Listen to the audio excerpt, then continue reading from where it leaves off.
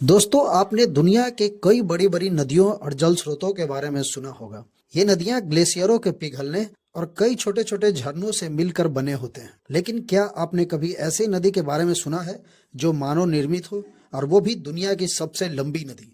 जी हाँ, हम बात कर रहे हैं दुनिया की सबसे लंबी नदी जिसे सऊदी अरब बना रहा है। दुनिया में इस्लाम के जन्मदाता सऊदी अरब कभी कच्चे तेल, प्राकृतिक गैस और ऊंची ऊंची बिल्डिंग के लिए जाना जाता था। लेकिन अब सऊदी अरब टेक्नोलॉजी में भी कमाल कर रहा है। ऐसा कहते हैं कि नदियां अपनी रास्ता खुद बनाती है, लेकिन सऊदी अरब पहली बार मानव निर्मित नदी बनाने वाला है, वो भी रेगिस्तान में। जी हाँ, दुनिया का सबसे लंबी नदी जो नील नदी से भी लंबी है। आखिर कैसे सऊदी अरब इस मेगा प्रोजेक्ट को पूरा करने वाला है और इसमें किस किस टेक्नोलॉजी का उपयोग करने वाला है, इन सभी पे हम बात करेंगे।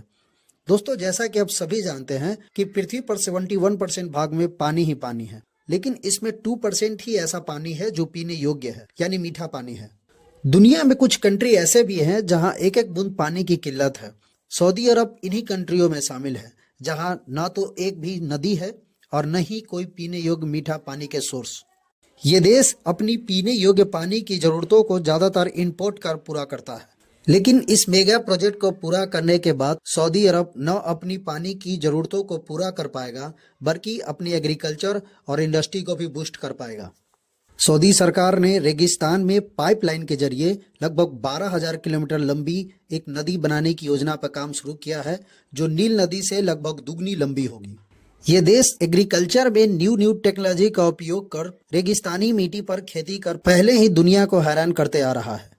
सऊदी अरब के पास प्राकृतिक गैस और कच्चे तेल के भंडार तो बहुत हैं, लेकिन खेती करने के लिए पानी नहीं है। रेगिस्तानों का ये देश आज भले ही अमीर देशों के लिस्ट में आता हो, लेकिन एक समय था जब तेल और प्राकृतिक गैस बेचकर भी इतनी कमाई नहीं हो पाती थी कि वो अपने देशवासियों के लिए पानी भी खरीद पाए। फिर सऊदी अरब ने तेल के कुएं और अपनी एक्सपोर्ट बढ़ाना शुरू कर दिया, तब जाकर के देश आज इस मुकाम तक पहुंचा है।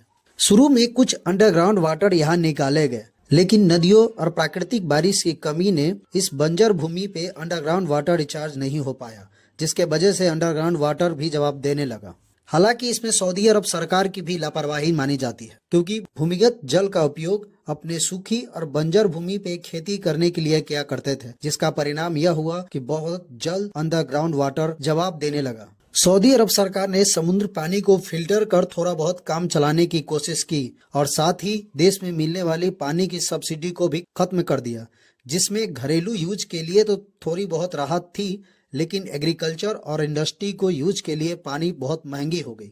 और इस समस्या के हल निकालने के लिए ड्रिप इरिगेशन सिस्टम का यूज किया। ड्रिप इरिगेशन सिस्टम खेती में यूज होता है, जिसमें फसलों की जड़ों में बूंद बूंद कर पानी गिराया जाता है, जिससे कम पानी में फसलों की पैदावार अच्छी हो सके। साथ ही सऊदी अरब सरकार ने गेहूं की खेती को बंद कर दिया, क्योंकि गेहूं की खेती में दूसरों खेती की अपेक्षा ज्यादा पानी की जरूरत पड़ती है, और गेहूं को दूसरे देशों से इंपोर्ट करना शुरू कर दिया। इन सभी समस्याओं को देखते हुए मोहम्मद बिन सलमान ने विजन 2030 शुरू किया, यानी जो इनकी इकोनॉमी कच्चे तेल, प्राकृतिक गैस पे डिपेंड थी, उसे एग्रीकल्चर, इंडस्ट्री और टूरिस्ट पे शिफ्ट करने की योजना बनाई।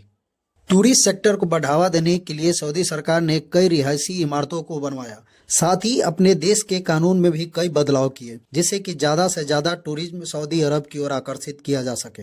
साथ ही इंडस्ट्री और एग्रीकल्चर को बूस्ट करने के लिए आर्टिफिशियल रिवर बनाने की योजना बनाई। लेकिन समस्या ये थी कि रेगिस्तानी मिट्टी और तपते हुए सूरज की गर्मी इस नदी को सुखाने में ज्यादा समय नहीं लेगी। इस समस्या को देखते हुए सऊदी सरकार ने अंडरग्राउंड पाइप के जरिए इस नदी को बनवाने का निर्णय लिया। इस नदी की चौड़ाई 11 मीटर और लंबाई 12,000 किलोमीटर है। साथ ही इस नदी में लगने वाले पाइप को नॉन कोरिज्म मेटल के बनाए हुए पाइप का यूज किया जा रहा है, जिससे कि इसमें लगने वाले जंग से बचाया जा सके। और इस पाइप में समुद्री पानी को फिल्टर करने वाले मशीन लगाए गए, जो समुद्र की पानी को फिल्टर कर उसे फ्रेश वाटर में कन्वर्ट कर सके। इस नदी के पानी को सऊदी अरब के हर इलाके में पहुंचाने का प्लान है। इस नदी के द्वारा 9 लाख क्यूबिक मीटर से ज्यादा हर रोज पानी सऊदी अरब को प्रोवाइड करेगी, जिससे कि वहां की इंडस्ट्री और एग्रीकल्चर की पानी को समस्याओं को खत्म किया जा सके और सऊदी अरब की रेगिस्तानी मिट्टी को हरा भरा किया जा सके।